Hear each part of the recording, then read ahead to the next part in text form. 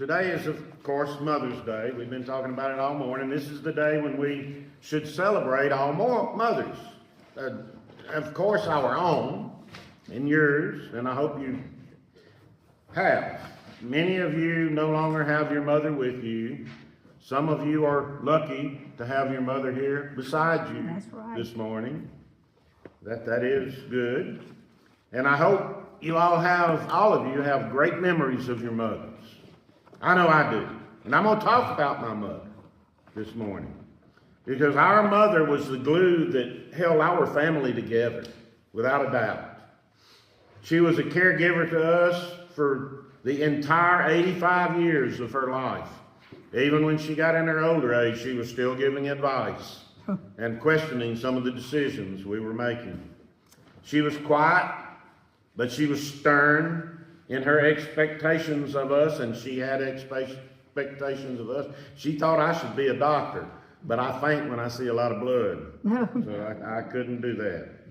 She was by far the most devout Christian person I have ever met in my life, without a doubt. And I don't think I'll ever meet anyone in the future who was more devout in their Christianity than my mother. She is the only person I've ever met that truly believed and lived the verse that says, pray without ceasing, because she did. One morning I walked in her house. She couldn't hear very well, a little better than me, probably, or Dwight, or some of us. But I walked in her house one morning and I had 2 sacks of groceries. And when I walked in the door, she was sitting at her breakfast table. She had her medicine sitting there, and she had her milk and her bowl of cereal, and she was praying. She didn't hear me come in. I had to put the sacks down on the floor because my arm started hurting before she got through. She prayed for every one of her children and every one of her grandchildren by name that she could remember. And if she couldn't remember their names, she'd say, and all the add-ons. So she prayed for everyone she knew every morning. She prayed without ceasing. I truly believe that. And I know that I gave her some heartaches at times. I know I did. All of her children probably did, maybe not as much as I did. But I can only hope that now looking down on me from her home in heaven, that maybe she can see what I've become and what I'm doing now, and maybe she's a little proud of me. I owe her a lot, and I want to give her honor today on Mother's Day. As Proverbs 31:30 says, a woman who fears the Lord is to be praised. My mother feared and revered the Lord, and because of that, she deserves praise. Now, Chris is going to read the very next verse, Proverbs 31:31. Honor her for all that her hands have done, and let her works bring her praise at the city gate. This is the last verse in Proverbs, the last chapter in Proverbs. It's probably the chapter that's used by just about every preacher on Mother's Day, because it talks about mothers, about women. That chapter is called the virtuous woman. Virtuous meaning someone that is devout and lives a holy, good life. However, that chapter is also called the submissive woman, which I don't like that name for it. And neither do most women that know what it says, because it tells mostly about a woman who is very strong in her faith and works really, really hard to take care of her husband and her children and her family and even the people around her. So it's more of a virtuous woman than a submissive woman. A woman that works like that, I don't consider submissive. I consider that woman a strong, caregiving, and caring woman. So I prefer virtuous woman. The last verse from the book of Proverbs. We should always honor the women in our lives, not just the mothers. Today is the day for honoring the mothers, but all of the women. We should respect them, gentlemen. We always should. That was one of the things my mother really instilled in me. To treat women with respect, never hit one, never hurt one, never say anything bad about one, unless you have a good reason. But, my mother taught me to respect women, her and my wife and my daughters. So we honor the mothers here today. We honor the mothers of ours that are no longer with us today, as it should be every day. Really, not just one Sunday a year, not just the second Sunday in May every year. We should do that every day. So give honor to your mother, as the verse said. And this is for all the hard works that she did, as the verse said. And those works should bring praise for her everywhere she goes, as the verse that Chris read said. In so many ways and in so many cases, mom is the one that makes the home. Mom is the one that makes a house a home.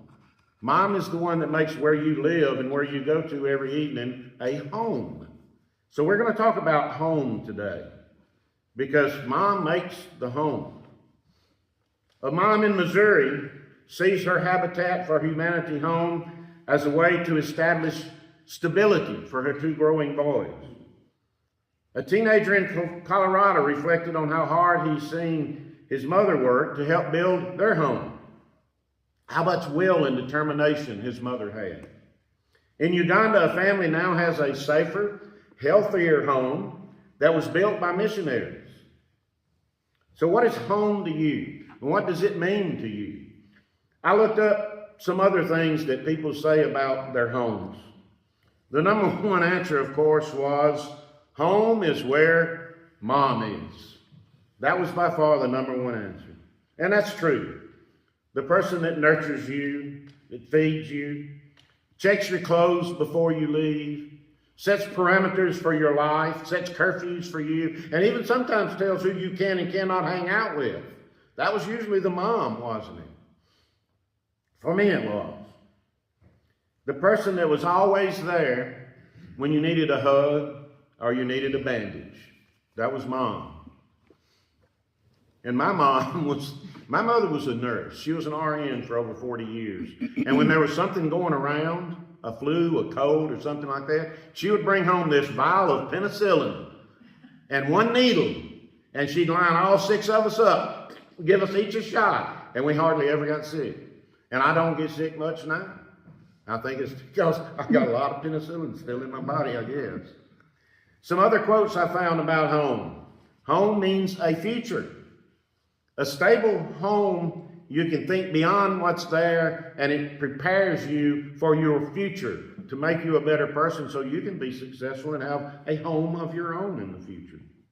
Another thing, home is the base where everything begins. And that's true also. What you do outside that home starts in that home. The way you act outside your home reflects how things are in your home. With a good home, a good mother, a good family life, you're going to be a better person outside the home. And mothers make that happen. Another saying, only 3 words: safety, security, and stability. That's how someone described their home and where they had a strong parental influence in their lives. And this is a long one, the saying someone wrote about their home. Home is a place blessed, where you and your family can be secure, have all you need, share your sadnesses, share your happiness, where you can help each other as a family.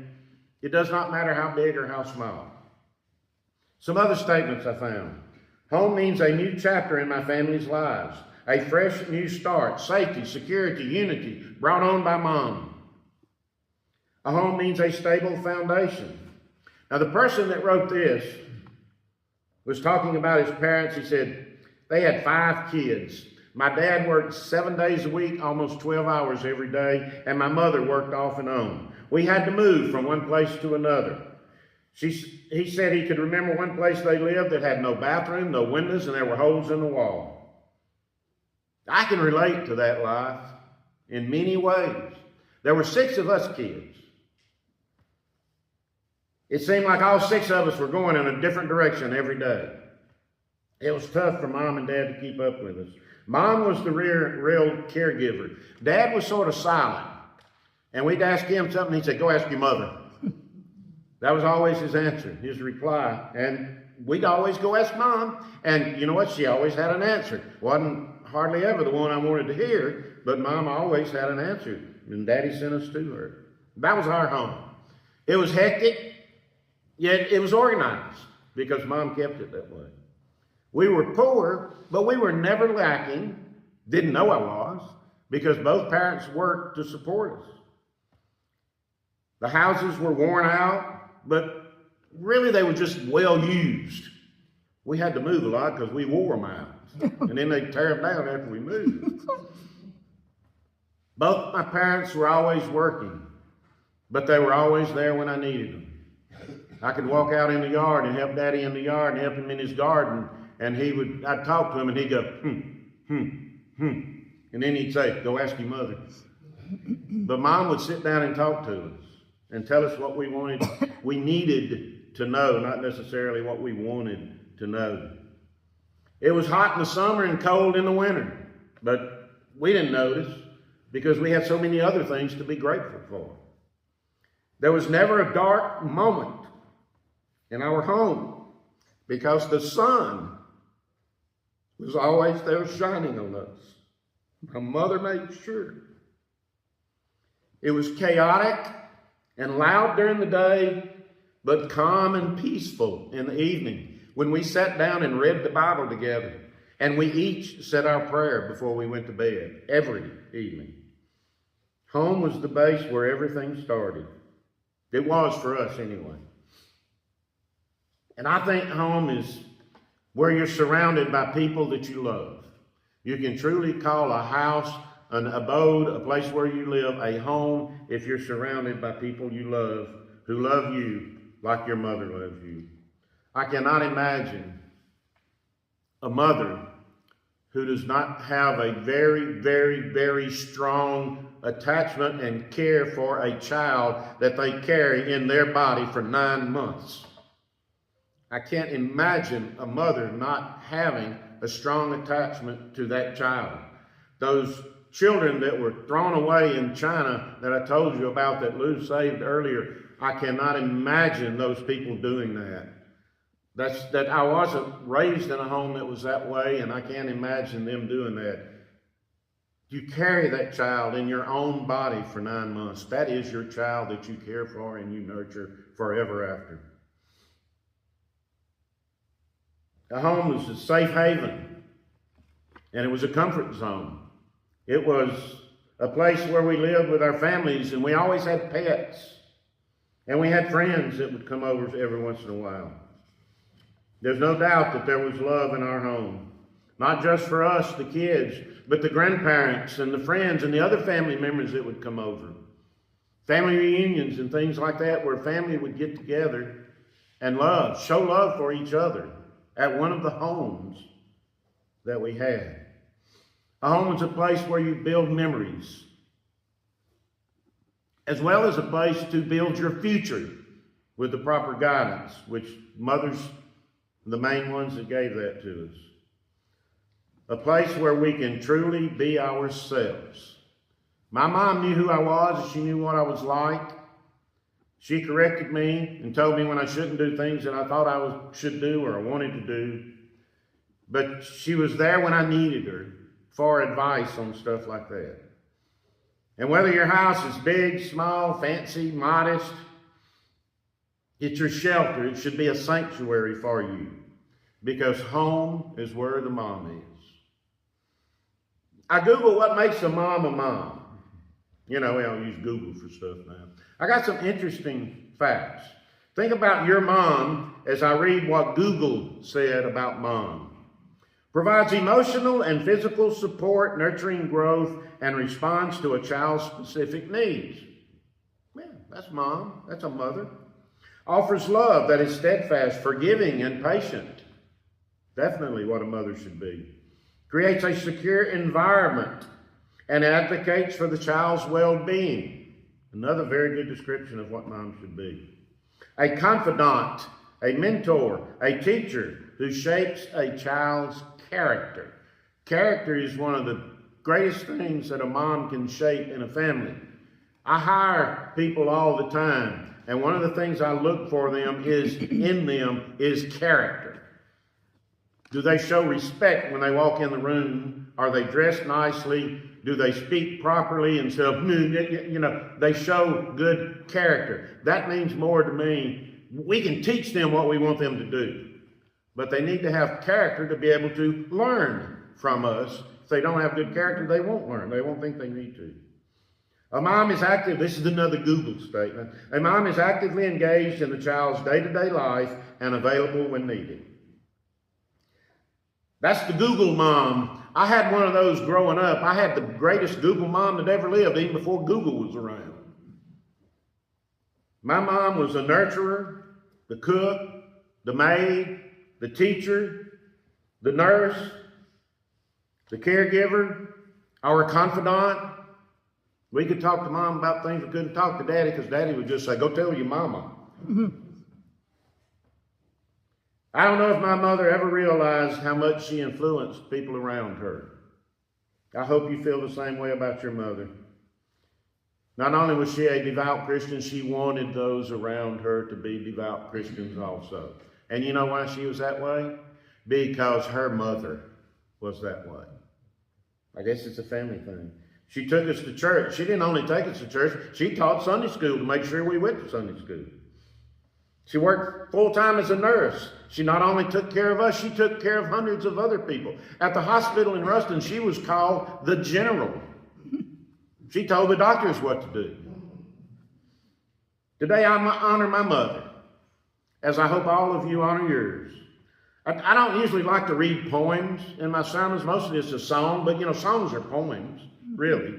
But I found a poem. I don't even know who wrote it, but this is how it goes. God took the fragrance of a flower and the majesty of a tree, the gentleness of morning dew, the calmness of a quiet sea, the beauty of the twilight hour, the soul of a starry night, the laughter of a rippling brook, the grace of a bird in flight. Then God fashioned from these things a creation like no other. And when his masterpiece was through, he simply called it Mother.